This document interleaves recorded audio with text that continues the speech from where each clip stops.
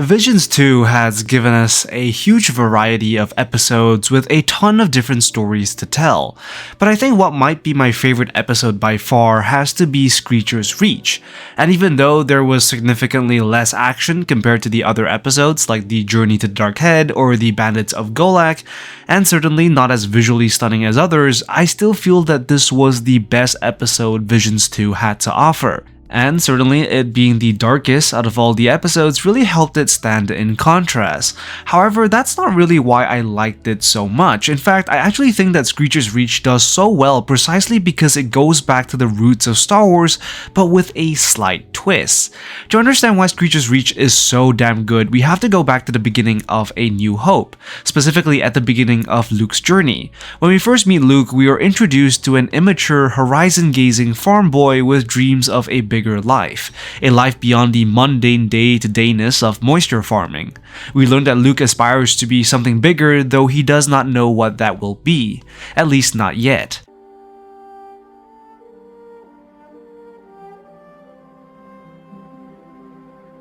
And much of Luke's early beginnings actually runs in parallel with Dahl, the titular character of Screecher's Reach. Much like Luke, Dahl aspires for something more. We are first introduced to Dahl's day-to-day life within a span of a few seconds, and we immediately recognize her current situation. The 2D intro scene of the inner workings of a factory goes a long way to demonstrate how suffocated Dahl must feel. The complete lack of angles coupled with Dahl's valve breaking under the pressure helps us sympathize with Dahl's inner desire to break free. And it's only after she exits the factory and removes her helmet that she's finally able to breathe, breaking away from that 2D perspective. And much of this is very similar to Luke's story, at least before he meets Obi-Wan. Just like Luke, Dahl has dreams of running away, but whereas Luke approaches this issue with a certain type of passiveness, content to mostly complain and still follow his uncle's instructions, Dahl acts on her desperation. She immediately declares that she's going to Screecher's Reach regardless of the consequence. And this is perhaps a reflection that her environment is far worse than that of Luke. Sure, while Luke's early life as a moisture farmer certainly wasn't easy, having to deal with Tusken Raiders and the desert, it was still a relatively comfortable surrounding, which is also partly why Luke had to be pushed for his journey to begin. Despite being offered by Obi-Wan the chance to go to Alderaan, Luke hesitates. He suddenly remembers that he has chores to do, despite insisting a few scenes earlier that he wanted to leave. And it's only after the death of his aunt and uncle that he's forced to make that first step. Dahl, on the other hand, doesn't quite have that luxury.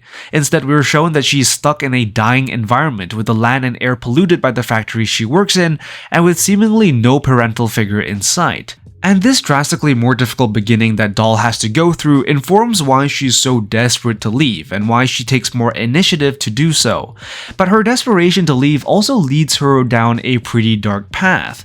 Much like the impressionable Luke in A New Hope, Dahl is easily influenced by others, especially those who can promise that she can get what she dreams of, that being a bigger life. And as we learn later in the episode, this isn't necessarily a good thing, and this is perhaps what the episode does so well, taking the original charms of A New Hope and twisting it on its head. Throughout the episode, we see Dahl holding onto a pendant, praying it to it and asking it for guidance. The audience is initially led to think or assume that the pendant is just part of her religion, belief, or some sort of talisman. However, as we learn later, the pendant is actually a communication device, one that puts Dahl right into the influence of the Sith Mother. And based on what we can see, it is implied that Dahl and the Sith Mother have had many conversations prior to what occurs in this episode. In fact, during the opening scene of the episode, we can actually see a red glow on Dahl as she worked in the factory, potentially the same glow that represented the voice of the Sith as we see later in the episode, hinting to us that the Sith Mother might have been manipulating Dahl since the very beginning, which ultimately leads Dahl to the journey to Screecher's Reach. And so where Luke's journey began through the guidance of a mentor like Obi-Wan, Dahl is guided by a Sith. Where Luke's journey in the early parts of A New Hope is the beginning of a hero's journey, Dahl is perhaps embarking on a villain's journey. Both characters are effectively called to adventure, but with the crucial difference being that the mentor is on the opposite side of the spectrum. And that is perhaps what is so great about the episode, taking known and familiar plot beats in Star Wars and twisting it on its head. The entire episode is essentially a what if Luke had been found by Vader or some other dark side user? What if Obi-Wan hadn't been there to guide him as he began his hero's journey? And so Dahl here is effectively an exploration on that what if, perhaps a cautionary tale that who we know as villains and heroes of a story all depend on whether they were lucky enough to be guided by the right people at the right stage. And this sentiment is clearly reflected in the juxtaposition of the quest Dahl and Luke embark on, where Luke's quest is now to rescue Princess Leia, essentially to save a life. Dahl is tasked by the Sith mother to take a life. To prove herself worthy, she must demonstrate her ability to take a life instead of saving one like Luke. It's a well-crafted juxtaposition that not only illustrates the similar yet dramatically different journeys Dahl and Luke takes, but it also fits in perfectly with the lore of Star Wars, fitting in perfectly with how the Sith operate, and once again really explores this idea of what if Luke was found by a Sith through Dahl. It's a fantastic depiction of how a Sith would manipulate and mentor someone like Dahl as she begins on her villain's journey. And the ending of Screecher's Reach certainly suggests this as well.